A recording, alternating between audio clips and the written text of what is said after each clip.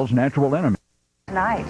Also, pop sensation Britney Spears goes to Britain and gets booed by some of her biggest fans. See why her warm reception turned cold. Stay right where you are. The 10 o'clock news starts now. Live, Kurt Ludlow, Shauna Parsons, meteorologist Rod Hill, and Tim Becker Sports. This is the 10 o'clock news. Good evening. The peace and quiet of a popular Oregon lake is shattered tonight by a dangerous discovery. Since yesterday, sheriff's deputies have found at least 3 homemade bombs at Hag Lake near Forest Grove. 2 actually contained explosives. KPTV's David Wilson joins us live from outside the Washington County Sheriff's Office with the details. David? Yeah, sheriff's deputies found 1 unexploded bomb at Hag Lake yesterday, another smaller one today. So far, no one's been hurt, but it's also no longer a carefree afternoon at Hag Lake. This spring, Hag Lake near Forest Grove Got him. You got him? Nope. Has plenty of fish. I'm switching then. Put on a freaking worm. And unfortunately, the occasional bomb. A terrible crime, and it's a travesty that they would leave things like that out here for kids to find. Monday morning, sheriff's deputies received a call about a possible bomb on the southern bank of the reservoir. A little kid had actually picked it up and gave it to his dad, and his dad said, "This isn't something we should be playing with." The Portland bomb squad found a white crystal substance inside the device. It was an explosive, and the team safely blew it up. I take a hand off, arm, hand. And then Tuesday morning, deputies searched a park dumpster, finding pieces of pipe and another device. It turned out to be a dud. But elsewhere in the park, investigators turned up a golf ball-sized bomb wrapped in masking tape and filled with gunpowder.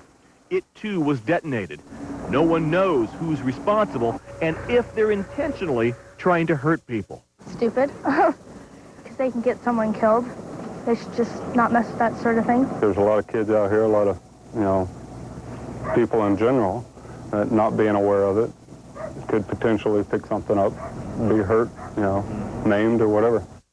Now, investigators say they've heard of people blowing up garbage cans out there before, but never have they seen pipe bombs laying around on the ground at Hag Lake. The best advice, they say, of course, if you see something strange out there or anywhere, do not pick it up because you just don't know. It could be something dangerous. Boy, that little boy who found it is sure lucky it didn't go off in his hands. Exactly. He tossed it to his father or showed it to his father. Then his father tossed it down the trail to get rid of it and called police. All right, KPTV's David Wilson, thank you. Hillsborough police say they have now arrested the man who stabbed a woman 3 times yesterday on the campus of Intel. It's just not the same man they were looking for. This is him, Pedro Sanchez Rasachi. He is the man in jail, but they say his many aliases got in the way of finding him. Those aliases also explain why police released the picture of the wrong man with the same name yesterday. Having cleared that up, the victim, still at Emmanuel Hospital, was well enough today to identify the right photo in a lineup. With that information, we actually did find out our true name of our suspect, which happens to have the same exact name as the gentleman we thought it originally was. Authorities still are not releasing the name of the victim. Sanchez Rasachi is expected to be charged with attempted murder. 4 people are behind bars tonight accused of burglarizing a home. Their well-thought-out plan was spoiled by a vigilant neighbor. KPTV's Anna Kadiyama joins us now from the newsroom with more on the story. Anna? Well, Shauna, Clackamas County Sheriff's deputies are pretty excited about this one because it has a textbook resolution. Imagine leaving on a vacation and then coming home to find your house has been ransacked and your car is gone. That almost happened to a Happy Valley family, but a neighbor came to the rescue. Well, it's a little after 9 o'clock this morning, and I was having breakfast with my kids at the table, and we walked in here then, and we saw a van pull up, and I thought, that doesn't look familiar. Through the tree branches, Danielle kept an eye on the activity.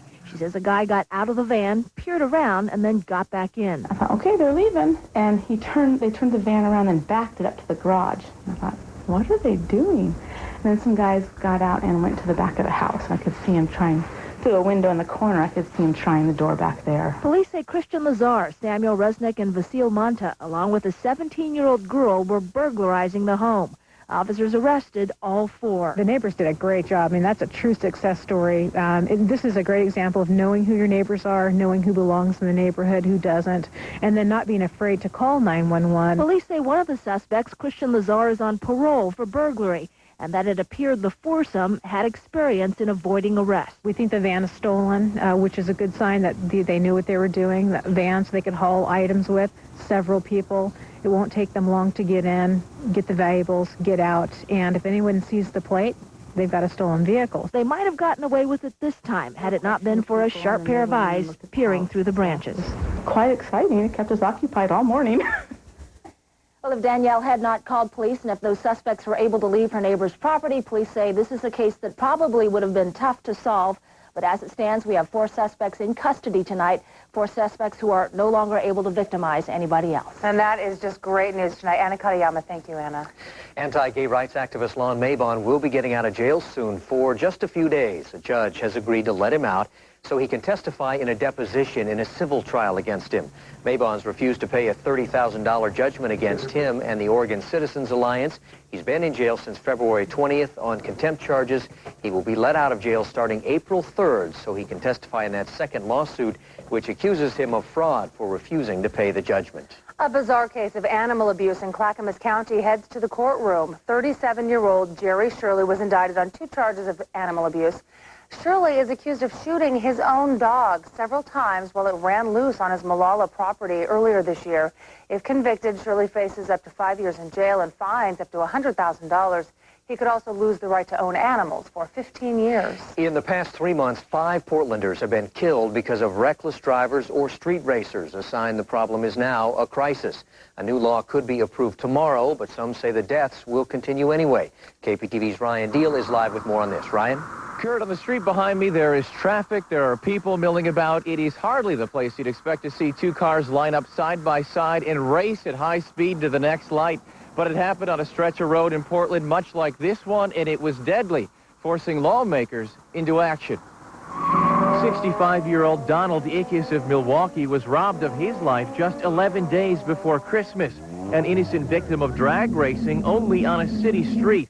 Months later, Brandon Davis is now in custody for driving the SUV that couldn't stop in a game where some players refuse to understand their races can kill. But it's the adrenaline rush.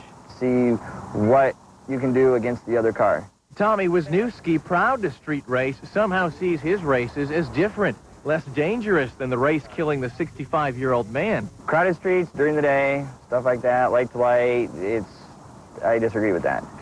And I don't do that. His races, he says, aren't spontaneous. They're planned, and often a crowd will show up. We pick roads that are further out and where there's no traffic. We have a car further at one end in case there is any traffic coming. Everything is halted. But the races of speeds near 150 miles an hour are still dangerous and are illegal. The reason's obvious to families like the Ulmers who live above some of those alleged no-traffic roads street racers love. We will call, the police will come, and then, you know, the drag racers will leave, and then we will call, they will come back after they've been shooed off and gone somewhere else. A routine now 7 years old here. The problem, unless police actually catch the drivers in action, they're allowed to just drive away. The car is a very dangerous weapon. Portland Mayor Vera Katz will push the city council tomorrow to adopt an ordinance allowing police to immediately tow the cars of street racers. They'll get them back at some point, but they'll have to pay. It's not going to be cheap. It's going to be expensive. And hopefully that will send a clear message that driving is a privilege. It is not a right. But it is a garbled message, say some in the sheriff's office, who off-camera tell me the law will only work if spectators' cars are also towed. Deputies say street racers travel in packs, and if you're watching, you're racing. And our safe racer, well, he sees why some say he's playing Russian roulette with the lives of others.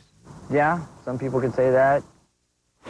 Now, Mayor Katz says the city will tackle the spectator issue later this year. For now, the ordinance as it stands, tackling only participants, will be heard tomorrow, about 11:30, City Hall. Kurt, a big disappointment for some in the Sheriff's Department who already have a county ordinance and were hoping the city ordinance would have a little more teeth to it. Hey, Ryan, why not go after the spectators tomorrow?